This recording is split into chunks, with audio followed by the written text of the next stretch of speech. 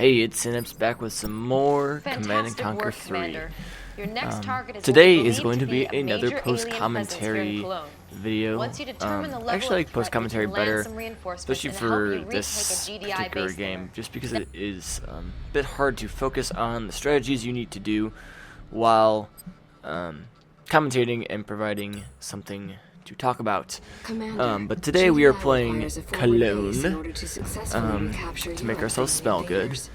And the thing about Cologne is you kind of have to be quick about it. You have to make sure you survive right off the bat with your infantry, and then you need to be as quick as possible in taking out the Skrin main base, because the longer you wait, the more they will develop, and the stronger units they will send. And one of the most annoying things is they will start sending Devastator warships, which are very, very annoying, and will attack you from way outside the range that they should ever be viable at. The Devastator warship is that thing that's flying up in the top right that just went by, right there as well, in top middle. They have a stupid large range in the patches. I honestly haven't played Command & Conquer on PC in a while, and I was looking through the patch notes just to see what they had changed and why. And it basically boiled down to they made this game a lot harder if you're not gonna rush.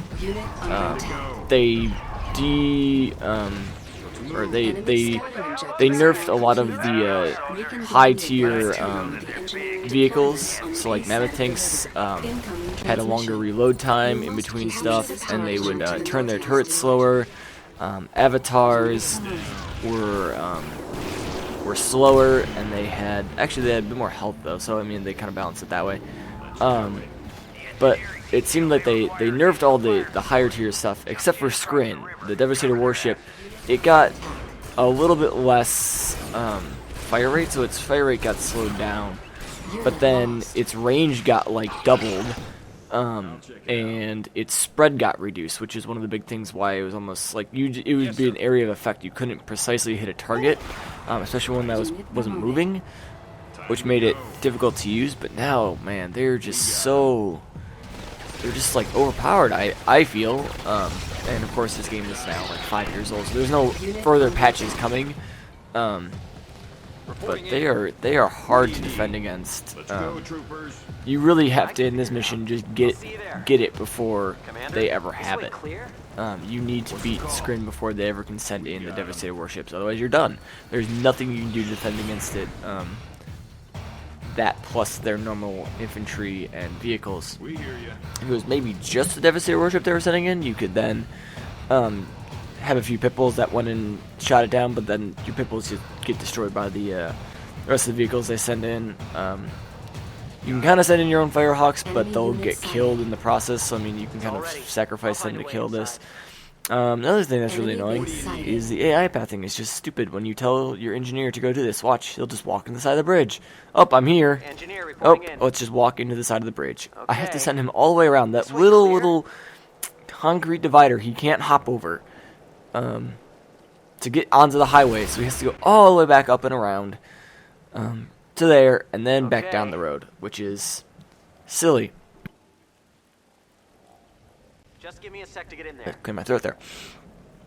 Anyways, so like I said, this mission is difficult if you're not gonna rush. And right now I'm actually not doing the main objective because the Skrin will not really start attacking until you capture that first power plant. And I want to capture that second power plant, which is an array of sonic emitters right next to the Skrin base, which makes it much easier because you buy yourself a lot of time with capturing those sonic emitters. You'll see they just powered up, and they actually destroy some of the infantry production and lower their power. Basically, you can kind of cripple them early on with those sonic emitters, so it's best to get those right at the same time as you start up your main base. And I really didn't actually play this too well. I played this mission like 4 times to figure out the best strategy for it, because I just kept losing it over and And I was just like, either I would lose or it would be like a 45-minute ordeal. And I'm like, I can't have that. Construction complete. And I made a save, actually, of the 45-minute ordeal that I could have loaded, but, Building. spoiler alert, I do fine in this mission. I do complete it. Building captured. I didn't play it the best, though. You really need to focus on resources first, and I don't. I like forget what I'm supposed to be doing, and instead of making refineries, I start making other structures, and I quickly run out of resources, and it kind of bogs it down, and slows it down. Now you can see I made those little structures. Those are Rifleman's dig-in commands, and they're really great for holding down positions that infantry wouldn't normally be able to hold down. It gives them like basically the garrison bonus. So essentially they're in garrison, so like grenadiers and flame soldiers will be able to clear them. But since Skrin really doesn't have anything like that, the Skrin anti-garrison force is actually buzzers, which is their basic infantry. And the way the buzzers attack is they go up and swarm you. So they're pretty easy to take out unless there's a lot of them. And since there's a since there is a master commander that you start with, you really don't have to worry about it. So the garrison infantry can hold down anything that gets through the sonic emitter line, which is not much because the Skrin will actually go and make that a priority. So that buys us a lot of time. If you don't do that, it's a lot harder of a mission. So if you are playing it, definitely capture that power plant at the same time. It's also a bonus objective if you're going for all the bonus objectives and such. Let's see what's out there. So resources are a big problem. Okay. And if you don't have the sonic emitters, the Skrin will kind of capitalize on that and just continue sending stuff. And you can't do much about it because you don't have any resources. So really, the first thing you should do is set up a surveyor down at that blue Tiberium field at the bottom. Immediately build a second refinery up at your green Tiberium field next to your base. And then build 2 more down at that blue Tiberium field. The Tiberium in this mission is very spread out. It's not like a small condensed field. It's more of a general patch, and it actually, I think, has less. It doesn't really regenerate quickly at all, if at all. I think it does, but it's very slow about it. So you can see I finally just built my second refinery, which I should have done. That should have been my first thing I built with the resources that it gives me at the beginning, which is 5,000, I think. Insufficient funds. So you can see that that insufficient funds is going to be an issue, because I did not play this as well as I should. Luckily, getting the sonic emitters really it's really the only thing that saved me. If those had not been there, if I had not gotten that, I would have been done. So you can see that you don't even have to play it that well. Those sonic emitters will help you out. And I've tried this mission a few different ways, and I've tried doing this and then setting up a expansion base by the sonic emitters and building more base defenses over there. And that kind of works, and then I like rolled in with some mammoths. But man, their base is just so clustered at the end. They just start destroying everything you send in, and there is nothing you can do about it.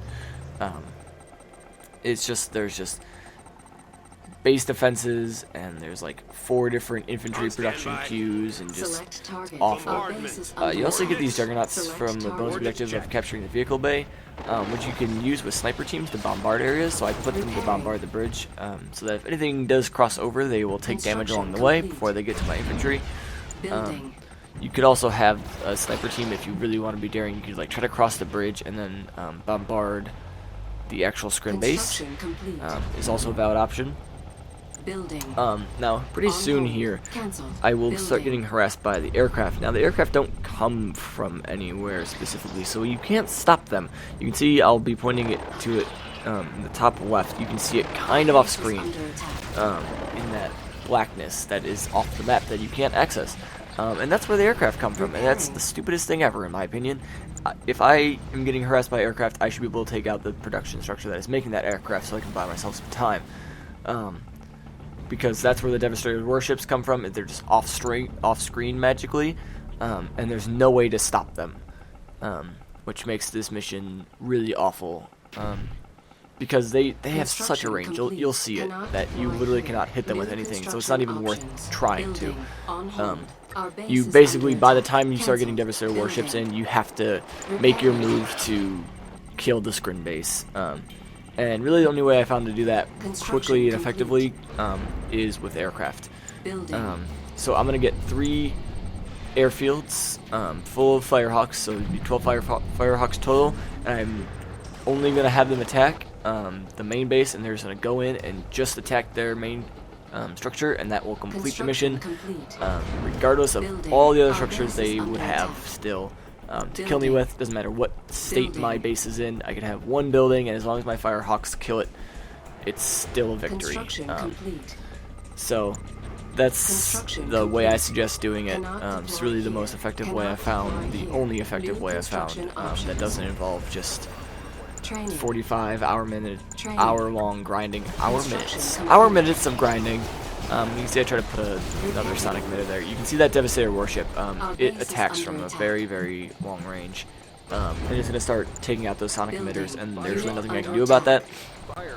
So those sonic emitters are gonna go down, and we're gonna start losing our base defenses one by one over there, which basically means it's time to start making sure that we have our thing ready to go on the offensive and destroy the screen base.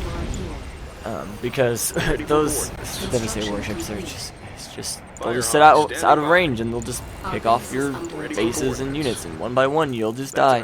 There's nothing you can do about it. It's silly, honestly. I don't like the whole gear toward rushing. I don't really think rushing is a great strategy. Like, it takes the RTS out of, like, it takes the strategy out of RTS. It's just like, oh, I'm gonna build a quarter of a base and then rush and then kill you.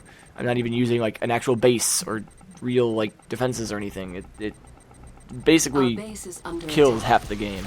And I don't, never been a fan of rushing. I've done it a few times just for amusing purposes against my friends, but I've never used it as an actual strategy. I'm more of a turtle, sit back and then steamroll once you're built up enough.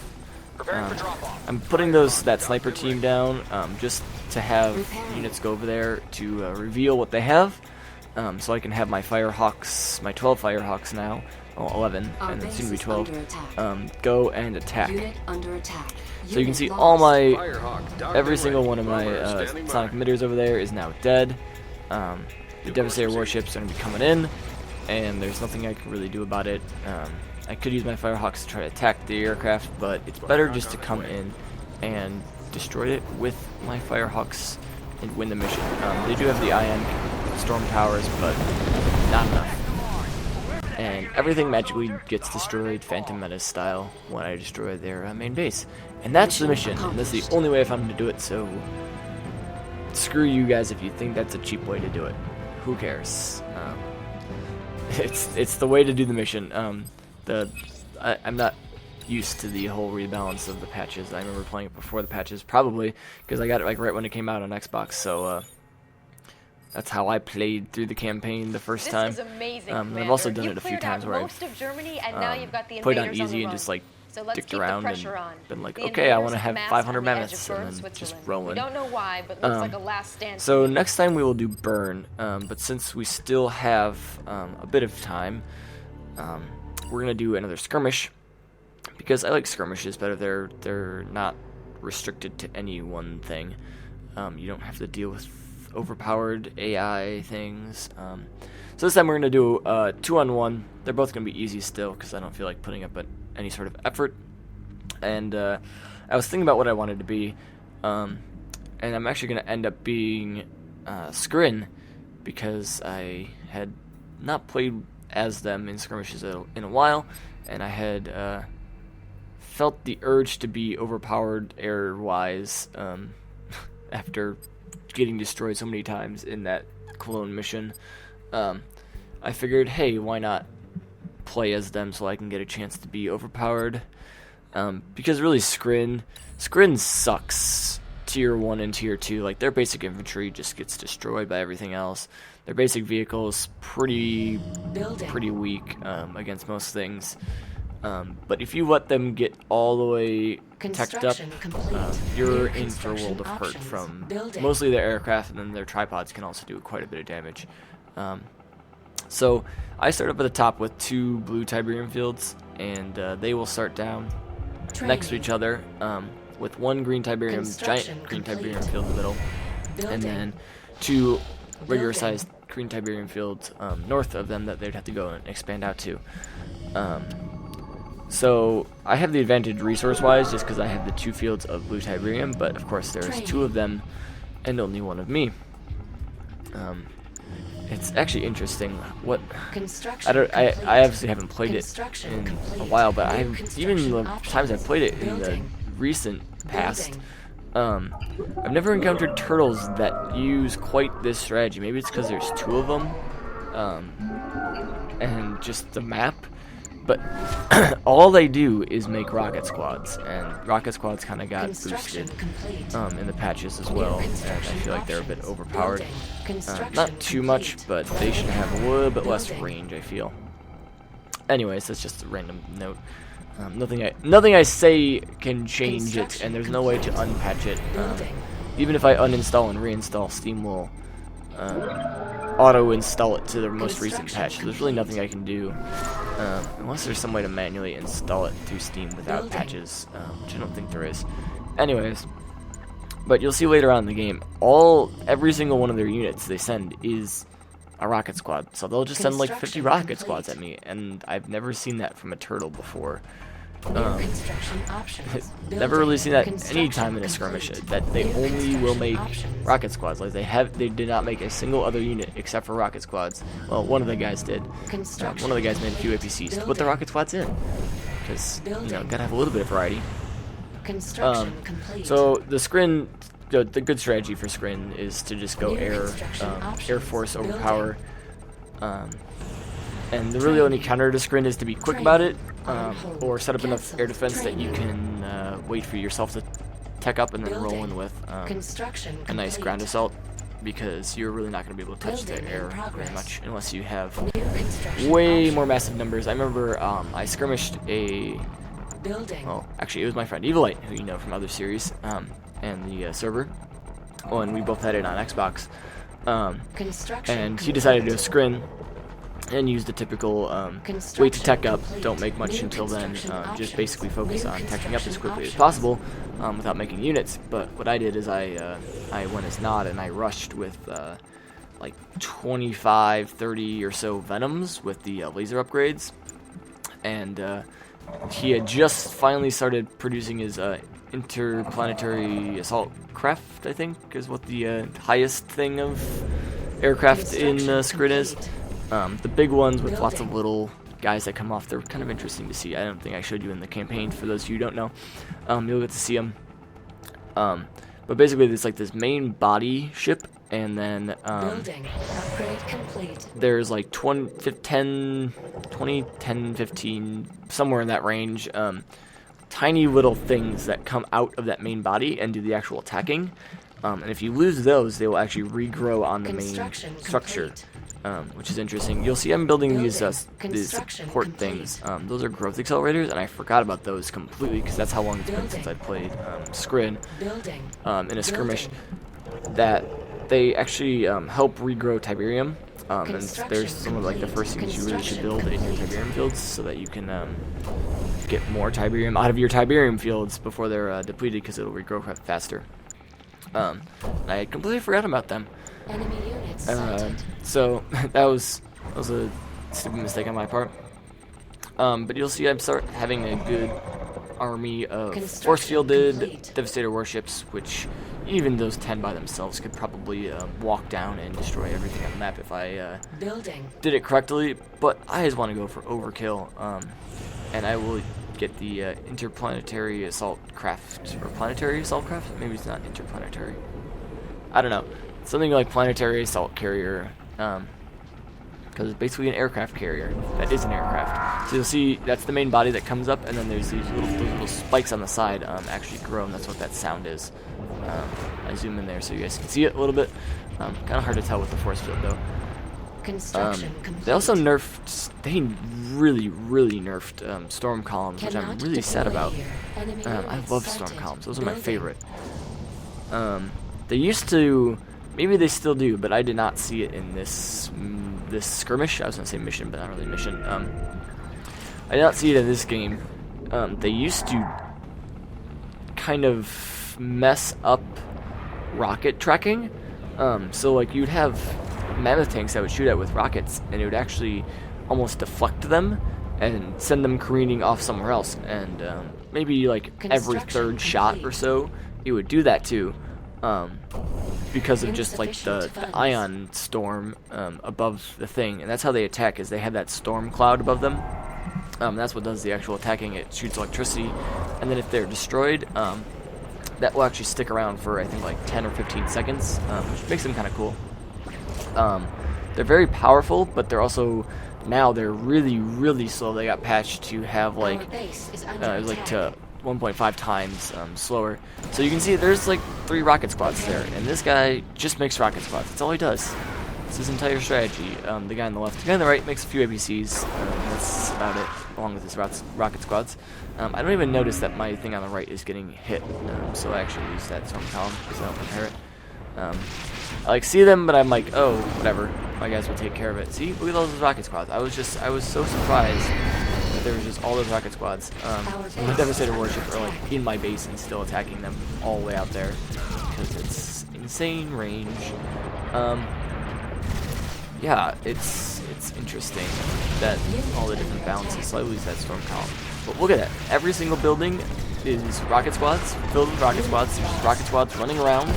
It's just pure rocket squads. I don't know if they know that they're facing a screen, and they actually have different strategies for screen, and they're anticipating my air attack. Because if they are, that would be kind of cool. Annoying, but kind of cool. Or if it was just a fluke that apparently now the turtles will just make lots and lots of rocket squads. I sent in a buzzer swarm, but it's a support power, just to take out some of those rocket squads and clear the garrisons over there. And I continue to walk on down. You can see how far back my Devastator warships are from the everything else. Planetary assault crafts have to get up close and personal to release their little minions and then attack. The force fields regenerate, but their life does not. So if their force fields go down and they start getting hit, they will be damaged. But even when they could have like a sliver of health, their force field will still regenerate around that sliver of health, and then they'll have a full force field again. It just takes some time, which is kind of cool. If you take them out of battle, then they'll get their force fields back, which makes them once again very powerful.